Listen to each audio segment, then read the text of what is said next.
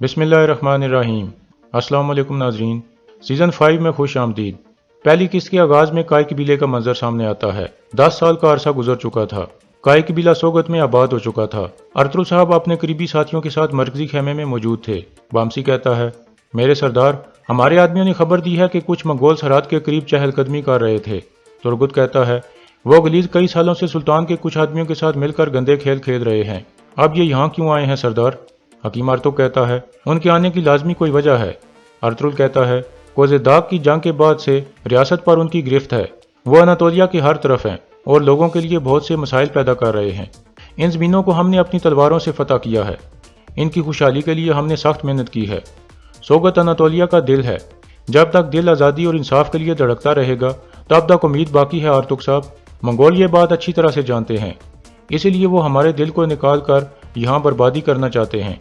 Bamsi कहता है, उनको आने दें सरदार, हम एक शीशा पिलाई हुई दीवार की तरह उनके सामने खड़े होंगे इंशाल्लाह। अर्तुल कहता है, एहतियाती तदाबीर ले लो। ये वाजह है कि वो कबीले में आए बगैर वापस नहीं जाएंगे। इतने में कबीले का ढोल बजता है। कबीले के लोग हैरानगी से दाखिली रास्ते की तरफ देखने लगते हैं। एक काफिला दाखिल हो रहा था। कुछ जख्मियों को लाया जा रहा था।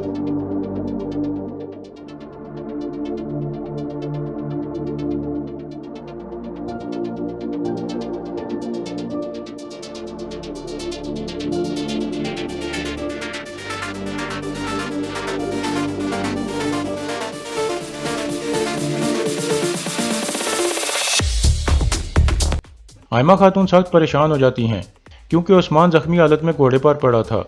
बाकी लोग भी उस्मान को देखकर परेशान हो जाते हैं। अर्तुल और उनके साथी भी बाहर आ जाते हैं और सूरत हाल देखकर चौंक जाते हैं। उस्मान के सर से खून बह रहा था।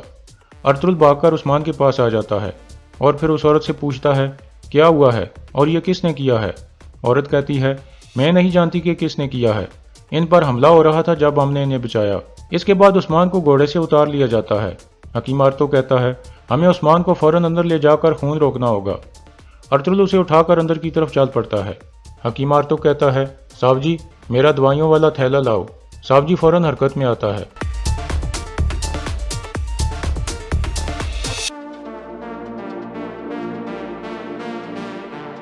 जख्मियों में कुछ और लोगों को भी लाया गया था। अर्तुल उस्मान को उठाकर खेमे में ले आता है। उस्मान बेहोश था। फिर हकीम आर्तो उस्मान का इलाज शुरू कर देता है। कुछ मायना करने के बाद वो कहता है, सांसें चल रही हैं लेकिन खून बह रहा है। फिर हकीम आर्तो खून रोकने की कोशिश करने लगता है। तुरगत और बामसी बाहर के हालात देख रहे थे। एक जख्मी आदमी नीचे पड़ा था। तुरगत बामसी से पूछता है, ये औरत कौन है? बामसी कहता है, पता नहीं, ये फरिश्ता है या शैतान। अंदर उस्मान का इलाज चल रहा था। हकीम आर्तो कहता है, मैं उस्मान के जख्म पर टांके लगा दूंगा, इंशाल्लाह ये जल्द अपने पैरों पर खड़ा हो जाएगा। अर्तुल कहता है, इंशाल्लाह। आयमा खातून अल्लाह से उस्मान की सेहतयाबी की दुआएं मांग रही थीं। इसी दौरान उस जख्मी आदमी का भी इलाज चल रहा था। उसके साथ एक लड़की और एक बच्ची भी थी। तुरगत भी उनके पास खड़ा था। एक औरत उस आदमी के जख्म पर पट्टी बांधकर बाहर चली जाती है। फिर तुरगत उनके पास बैठकर कहता है, मुझे अफसोस है जो हुआ है। वो लोग आपसे क्या चाहते थे? जख्मी आदमी कहता है, मुझे नहीं पता, उन्होंने हमें पकड़ लिया और लेकर चल पड़े। इसके बाद एक मंजर सामने आता है जब उनको पकड़कर ले जाया जा रहा था। इस दौरान वो लड़की पूछ रही थी, आप हमारे साथ ऐसा क्यों कर रहे हैं? आप क्या चाहते हो? एक आदमी कहता है, यह सवाल अपने बाप से पूछो। उस लड़की का वालिद कहता है, मैं नहीं जानता कि ये क्या कह रहे हैं। यह सुनकर एक आदमी उसे कोड़ा मारते हुए कहता है, द्रैगोस तुम्हारा मुंह खुलवा लेगा, फिर हम देखेंगे कि तुम कौन हो। लड़की पूछती है, द्रैगोस कौन है बाबा? आप हमसे क्या छुपा रहे हैं? लेकिन उसका वालिद कोई जवाब नहीं देता। इसके बाद दोबारा काय कबीले का मंजर सामने आता है जहाँ वो आदमी जख्मी हालत में पड़ा था और तुरगत को कहता है, मेरे ख्याल में वो हमें गुलामों के तौर पर बेचने के लिए ले जा रहे थे। तुरगत पूछता है, और आप कहाँ से आ रहे थे? वो आदमी कहता है, हम निकाया में अपने रिश्तेदारों के पास जा रहे थे। इसके बाद दोबारा पिछला मंजर सामने आता है जहाँ एक आदमी कह रहा था, हम यहाँ कुछ हराम करेंगे। इसके बाद वो सब वहाँ रुक जाते हैं।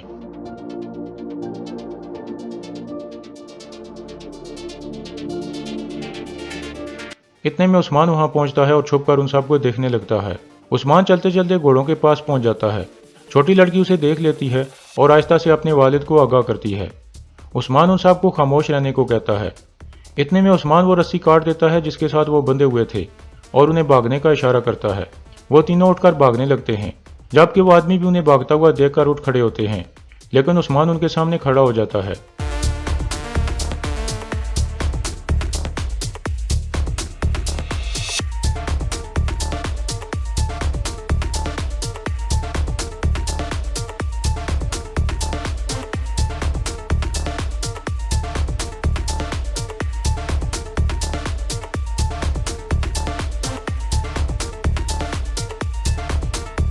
ان کی رسی کاٹ کر عثمان کہتا ہے آپ بھاگو، ان کو میں دیکھ لیتا ہوں۔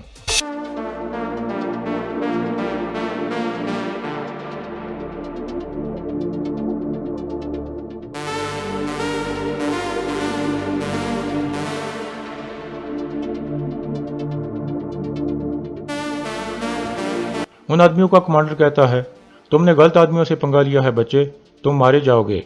عثمان کہتا ہے تو آؤ پھر دیکھتے ہیں کہ کون مرتا ہے۔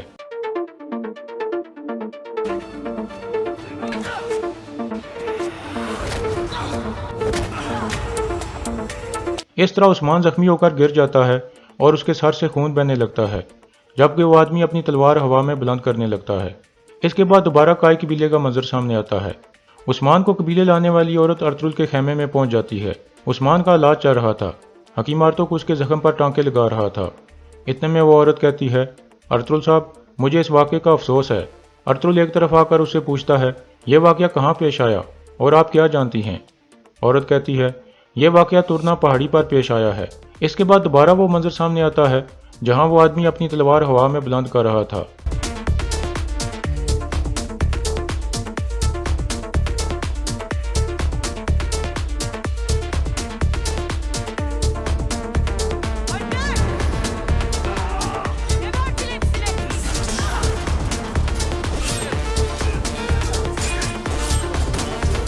اس کے بعد وہ عورت عثمان کو زخمی دے کر اس کی طرف بڑھتی ہے۔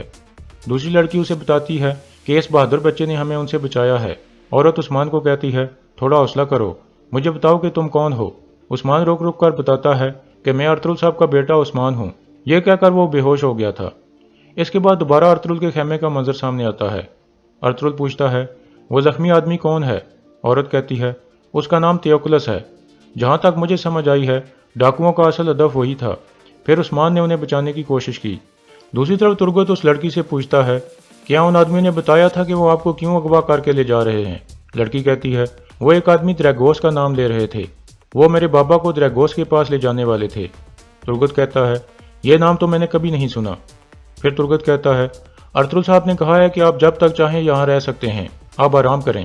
یہ سن کر وہ لڑکی شکریہ ادا کرتی ہے اور پھر ترگت باہر نکل جاتا ہے۔ دوسری طرف ارطغرل پوچھتا ہے وہ کتنے آدمی تھے البلگے خاتون؟ البلگے کہتی ہے وہ 8 آدمی تھے، ایک آدمی عثمان کے تیر سے مرا تھا، ان کی لاشوں کو وہیں چھوڑ کر میں آپ کے بیٹے کو یہاں لے آئی۔ ارطغرل کہتا ہے آپ نے صحیح وقت پر آ کر میرے بیٹے کو بچایا، اللہ آپ اور آپ کی سپاہیوں سے راضی ہو۔ البلگے کہتی ہے شکریہ ارطغرل صاحب، لیکن آپ کے بیٹے کی بہادری کی داد دینی پڑے گی۔ پھر ارطغرل پوچھتا ہے کیا آپ ان ڈاکوؤں کے بارے میں کچھ جانتی ہیں؟ البلگے کہتی ہے مجھے اتنا پتا ہے کہ وہ غیر مسلم تھے، وہ عام آدمیوں کے بیس میں تھے لیکن وہ سپاہیوں کی طرح لڑ رہے تھے۔ اتنے میں بامسی اندر داخل ہوتا ہے۔ ارطغرل کہتا ہے یہ واقعہ ترنا پہاڑی پر پیش آیا ہے بامسی، فوراً وہاں جاؤ، ایک ایک کر کے لاشوں کو چیک کرو، پتہ لگاؤ کہ وہ کون تھے اور کیا چاہتے تھے۔ یہ سن کر بامسی وہاں سے روانہ ہو جاتا ہے۔ اسی دوران حکیم آرتوک نے عثمان کے سر پر پٹی باندھی تھی۔ دوسری طرف جنگل میں کچھ آدمی اس حملے والی جگہ پر پہنچتے ہیں اور گھوڑوں سے نیچے اتر کر لاشوں کو دیکھنے لگتے ہیں۔ اتنے میں ان کا کمانڈر ایک ٹوٹا ہوا تیر نیچے پڑا دیکھ لیتا ہے اور پھر اسے اٹھا کر دیکھنے لگتا ہے۔ اس پر کائی قبیلے کا نشان لگا ہوا تھا۔ یہ دیکھ کر وہ آدمی کہتا ہے کائی والے لعنت ہو، تو تیوکلس ان کے پاس ہے، میں دریگوس کو اس واقعے کے بارے میں کیسے بتاؤں گا؟ اس کے بعد سوگت شہر کا منظر سامنے آتا ہے۔ ایک آدمی گھنٹی بجا رہا تھا، وہ کچھ معذور قسم کا آدمی دکھائی دے رہا تھا۔ گھنٹی بجا کر وہ باہر کی طرف چل پڑتا ہے۔ باہر ایک آدمی اس سے پوچھتا ہے گندم کہاں ہے؟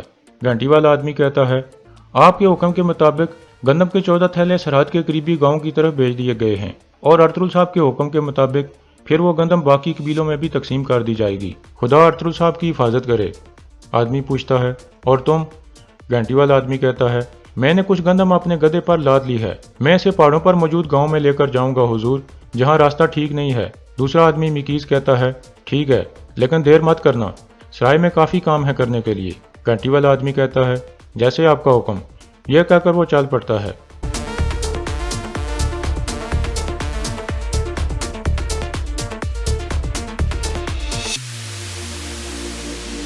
دوسری طرف جنگل میں بامسی اپنے سپاہیوں کے ساتھ ترنا پہاڑی کی طرف جا رہا تھا۔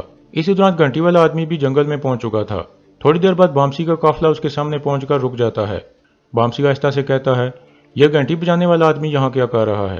پھر بامسی اس سے پوچھتا ہے تم یہاں کیا کر رہے ہو گھنٹی والے؟ آدمی کہتا ہے پادری صاحب چاہتے تھے کہ میں گندم لے جا کر گاؤں میں تقسیم کروں، میں تقسیم کر کے ابھی سوگت واپس جا رہا ہوں، آپ یہاں کیا کر رہے ہو؟ بامسی کہتا ہے تم نے کسی مشکوک شخص کو دیکھا ہے؟ آدمی کہتا ہے میں نے کسی مشکوک شخص کو نہیں دیکھا کمانڈر بامسی، آپ کیوں پوچھ رہے ہیں؟ بامسی کہتا ہے یہاں قریب ہی ایک واقعہ پیش آیا ہے، اگر تم کوئی مشکوک چیز دیکھو تو ہمیں اطلاع دینا۔ آدمی کہتا ہے جیسے آپ کا حکم کمانڈر بامسی، خدا ہمیں شیطانوں سے بچائے۔ بامسی کہتا ہے تم زیادہ دیر یہاں مت رکنا ورنہ وہ شیطان تمہیں بھی نشانہ بنا ڈالیں گے، تم پہلے ہی کافی معذور ہو۔ یہ کہہ کر بامسی آگے بڑھ جاتا ہے۔ کائی قبیلے میں ارطغرل پوچھتا ہے آپ کون ہیں خاتون؟ عورت کہتی ہے میں چوبان قبیلے سے ہوں، میں اپنے بابا کے حکم پر کچھ چیزیں خریدنے کے لیے یہاں آئی تھی، ہم رات کو مہمان خانے میں ٹھہریں گے اور کل صبح واپس روانہ ہو جائیں گے۔ اتنے میں عثمان ہوش میں آ جاتا ہے، یہ دیکھ کر سب خوش ہو جاتے ہیں اور اللہ کا شکر ادا کرتے ہیں۔ ارطغرل پوچھتا ہے کیا تم ٹھیک ہو عثمان؟ عثمان کہتا ہے میں ٹھیک ہوں بابا، آپ پریشان نہ ہوں۔ حکیم ارطو کہتا ہے اگر شام کو یہ کہے کہ میں نے شکار پر جانا ہے تو آپ حیران مت ہونا سردار۔ یہ سن کر سب ہنسنے لگتے ہیں۔ پھر ارطغرل کہتا ہے آپ بتاؤ عثمان، تم وہاں کیا کر رہے تھے اور تم نے کیوں خود ہی ڈاکوؤں سے لڑنا شروع کر دیا؟ عثمان اٹھتے ہوئے کہتا ہے میں ان بے گناہ لوگوں کو بچانا چاہتا تھا جیسے آپ نے میری والدہ کو بچایا تھا، ان خاتون کی مدد سے ہم نے تمام ڈاکوؤں سے نپٹ لیا۔ ارطغرل کہتا ہے البلگے خاتون، میں آپ کے احسان کا بدلہ نہیں چکا سکتا، آج شام کو ہماری ایک ضیافت ہے، آپ کی مہمان نوازی کر کے ہمیں بہت اچھا لگے گا۔ البلگے کہتی ہے یہ ہمارے لیے ایک شرف ہے، ہم یقیناً اس میں شرکت کریں گے۔ پھر ارطغرل عثمان کو کہتا ہے تم بہت بہادر ہو عثمان، اگر دوبارہ اس طرح کی صورتحال ہو تو پہلے اپنی حفاظت کے بارے میں سوچنا اور فوراً اپنے قبیلے کے سپاہیوں کو اطلاع دینا۔ عثمان کہتا ہے جیسے آپ کا حکم بابا۔ دوسری طرف بامسی کا قافلہ واقعے والی جگہ پر پہنچ جاتا ہے، پھر وہ سب گھوڑوں سے اتر کر جائزہ لینے لگتے ہیں۔ بامسی کہتا ہے سپاہیوں، لڑائی یہیں پر ہوئی ہے۔ گنکت کہتا ہے ہر طرف خون ہے کمانڈر بامسی۔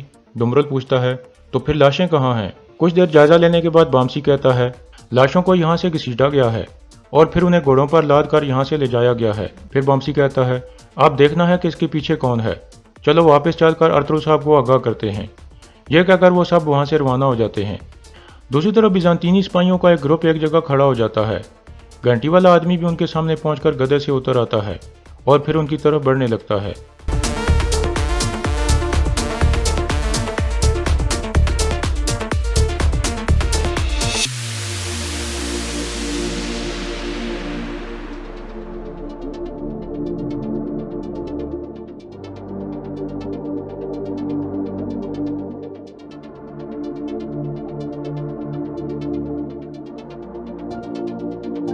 یہ آدمی دراصل دریگوس تھا۔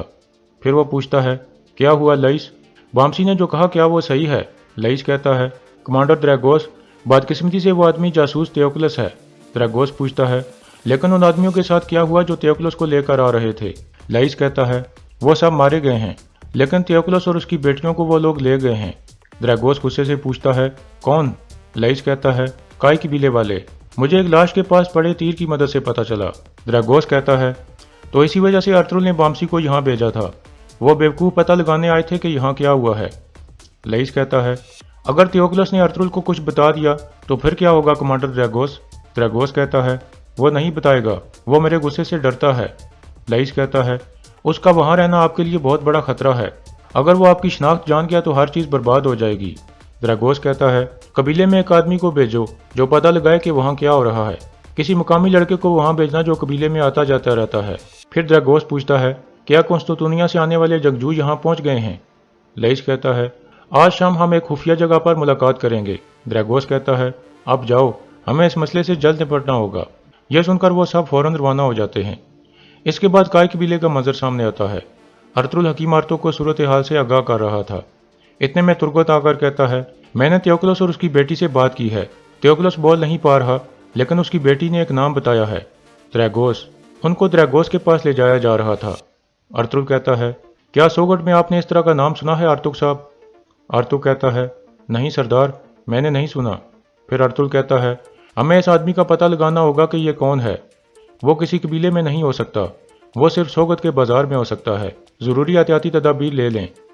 پھر ارطغرل کہتا ہے ہم سوگت کی طرف جائیں گے، تم ان لوگوں پر نظر رکھنا ترگت، لازمی یہ کوئی اہم لوگ ہیں، ان کو رات کی ضیافت پر آنے کی دعوت دینا۔ اسی دوران قبیلے کی خواتین مختلف کھانے تیار کر رہی تھیں۔ आयमा खातून सब ख़वातीन से मुखातिब होकर कहती हैं, आज शाम को एक ज़ियाफ़त है, आप अच्छी तरह से खाने तैयार कर लें। हफ्सा कहती है, आप परेशान ना हो आयमा वालदा, हम शाम तक हर चीज़ तैयार कर लेंगे। इतने में 2 बच्चे वहाँ पहुँचते हैं जो बामसी और हफ्सा के बच्चे थे। वो आयमा खातून को पानी पिलाते हैं। बच्चा पूछता है, आप पानी पिएंगी वालदा? हफ्सा कहती है, तुम दूसरी ख़वातीन को पिला दो बेटा। और यहाँ इस किस्त का इख्तिताम हो जाता है।